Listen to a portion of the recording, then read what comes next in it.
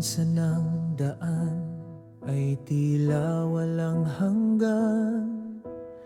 Ang mga dalangin tila hindi pinapakinggan.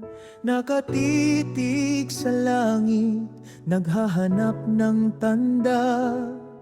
Sa gitna ng pag-aalinlangan, puso'y balisa. Ngunit may pangakong iniwan ng Panginoon, na magpahanggang ngayon ay ating tugon.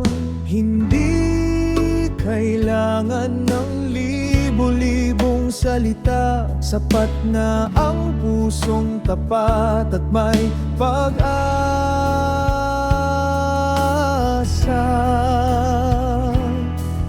Ano mang hilingin mo sa iyong panalangin, kung may pananampalataya, ito'y iyong kakamtin. Sabi sa Mateo 21:22, ang biyaya ng langit ay sadyang lubos.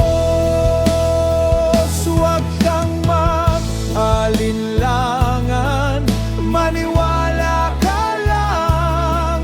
Ang bawat dalangin ay may nakalang tugon at kasagutan.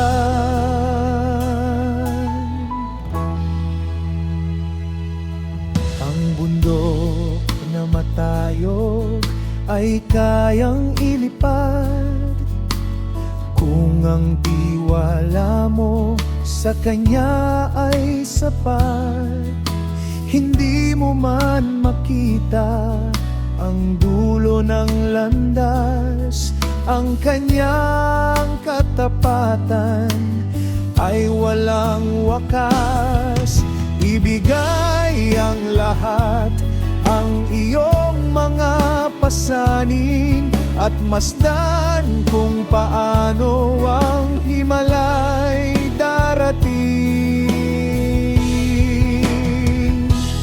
Maniwala ka bago pa man dumating, magtiwala ka sa Kanang gagawin. Ang imposible sa tao, sa Diyos ay posible. Ang Kanyang kapangyarihan ay hindi mapipigilan, hinding-hindi.